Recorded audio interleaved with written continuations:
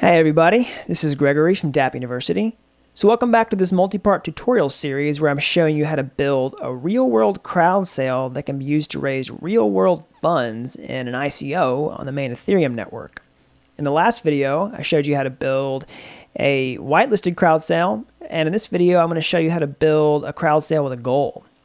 So check out that previous video if you haven't already, and be sure to subscribe to the channel for the next video in this playlist when it comes out. This episode is presented by QuickNode, the fastest and easiest way to run your own Ethereum node. QuickNode lets you run a personal cloud-based Ethereum node in a flash without having to download any blockchain data or keep it in sync. Sign up at quicknode.io today to start running your own Ethereum node in no time. So like I said, in this video, we're going to build a crowd sale with a goal, but before we start that, a little bit of housekeeping. I'm going to actually lock the version of OpenZeppelin Solidity in the node modules directory. Actually starting the package.json file.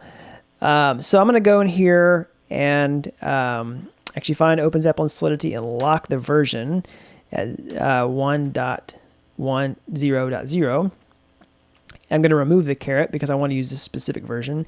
And the reason I'm doing this is I was going to run into some conflicts with a newer version of OpenZeppelin, and this is the version that I want to use. So I'm going to save that and run npm install to install our packages. And this is going to break our tests because we need to change a function name. So let's go to crowdsale test.js. Let's say Dapp token crowdsale. And here we want to change this function name that we did in the last video, add addresses to whitelist.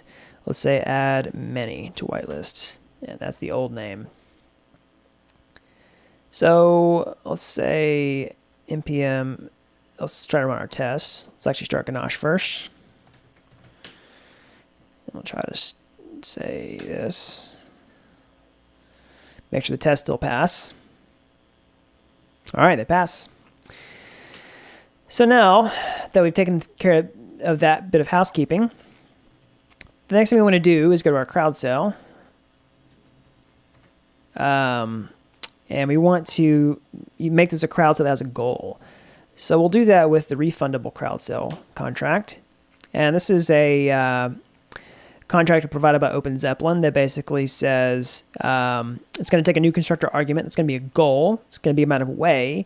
So basically what's going to happen is if our goal is reached, then we'll consider the crowd sale a success. You know, we'll say the goal is 100 Ether. If we raise 100 Ether in this crowd sale, we'll say that the crowd sale is successful and we'll allow, the wallet to withdraw the funds from the crowd sale. And if it's not successful, if we don't reach 100 Ether, then the wallet won't withdraw the funds and will allow investors to claim refunds, right? Reclaim refunds for the amount of Ether that they raise. And we won't mint any tokens for, the founders and things like that. So it's going to keep track of this goal. And we're going to say, was the goal reached? It's going to have a function here. And we also notice this is a finalizable crowd sale. So this final is going to have this function that allows us to actually finalize it. I'll show you. An admin can call this function, right? Only owner. And basically it's going to call this finalization function here.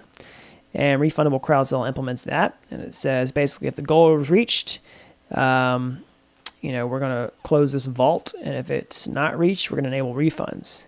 And so it also uses this smart contract called a refund vault. Say refund vault. Oops. All right. And this is going to actually be a smart contract where the funds are held during the during the crowd sale. So if you look at the refundable crowd sale forward funds, it's actually going to go to vault.deposit, whatever is being sent. So inside this vault deposit, it's going to say, deposited this. It's going to add this amount. And it's actually going to send the funds to this smart contract instead of the wallet. So vault equals new refund, and it's going to pass the wallet in. And we'll keep track of this as well. All right, so let's go ahead and implement the refundable crowd sale into our smart contract. Let's actually go here. And what we'll do is we'll import it like this. We'll say import contracts, Crowdsale distribution, refundable Crowdsale. And inside of here, we'll just add this to the end, say refundable. Oops. Refundable Crowdsale. Save that. And if you look, the refundable Crowdsale requires a goal to be an argument here. And we'll just pass that in. Say, well, first we'll do it here. Say uint. This will be the amount of way that we want to use for the goal. Say refundable Crowdsale. Let's pass in the goal. Oops, goal. All right. We'll save that.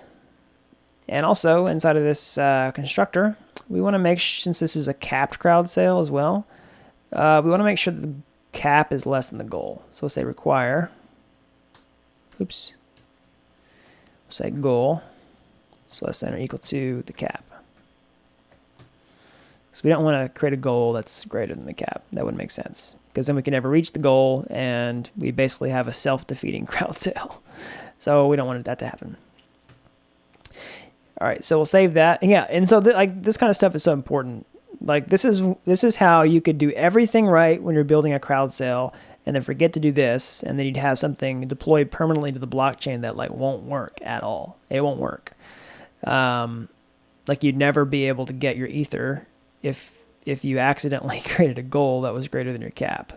So that's why you really got to know what you're doing when you're building a real Crowdsale. All right, so save that. Let's see if it compiles. So truffle compile. And I expect it to work. Let's hope it does. I'll go ahead and open up our test file over here. Crowdsale test.js. All right, looks like it compiled. We'll go ahead and run the tests. Well, actually, let's just create a test for this. So what I'm going to do is go to my settings here, and I'm going to go ahead and create a goal. Say goal is 50 ether. All right. And that's going to be less than the cap. All right. So let's say pass it in here, this goal. Let's see with the constructor arguments. And now I want to actually test for this. So inside of here, I'm going to, let's just say,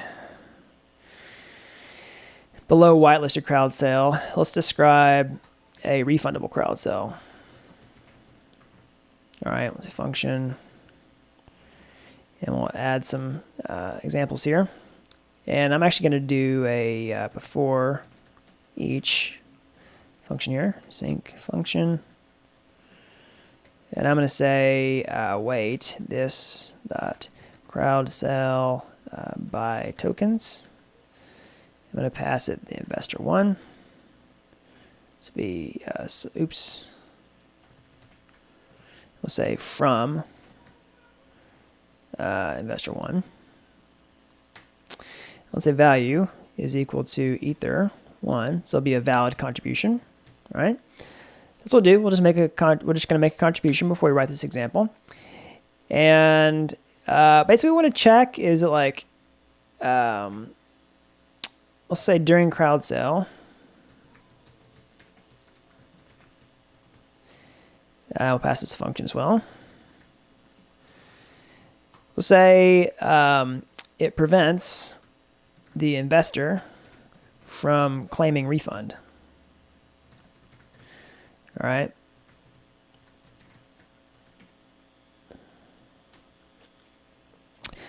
So that's what I'll do here. I will check to see if the investor can claim the refund during the Crowdsale. And that's the basic functionality that we'll test today. So I can do that by checking the refund vault and trying to actually process a refund, right? Like we can go to this refund vault and say, hey, claim my refund, right? And it shouldn't work because refund shouldn't be enabled while the Crowdsale is in progress. So we need a reference to the refund vault. We can do that like this. I'm just going to paste this in here. Keep track of the refund vault. Let's do it right here. Say this .vault address is equal to this crowd sale vault, and then this refund vault, it's going to be the address, right? And then we'll actually instantiate a new refund vault at this address. So I need to import the refund vault here. So I'll say refund vault is equal to the artifacts require refund vault, and that's going to get included, inside of here whenever we compile these contracts. So yeah, this will be the refund vault here, right? This contract, and we're going to try to actually process the refund and not allow the investor to do it during the crowd sale. So let's go back down to our test and say, let's see here, during crowd sale, say await this dot crowd sale, this dot vault refund investor 1, and we'll say value ether 1, say from investor 1. Oops. And this, I need a value. I don't know what I'm thinking here. Let's take the value out. That's my fault. I had a bit of a brain lapse. Say should be rejected with this be EVM revert. All right.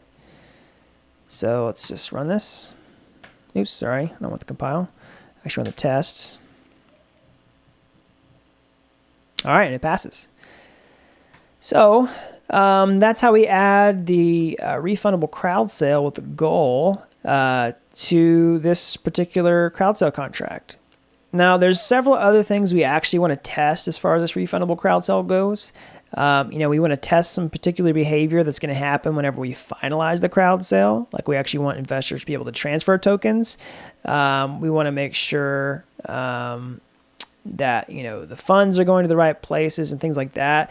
But that's going to come more into play whenever we actually write a finalization function to finalize this whole crowd sale. We'll write that here. And we're also going to add pre-sale stages and stuff like that to this crowd sale. And that's going to be something else that we implement there. So more to come as far as this particular behavior goes. But for now, that's all I got for today. So until next time, thanks for watching Dapp University.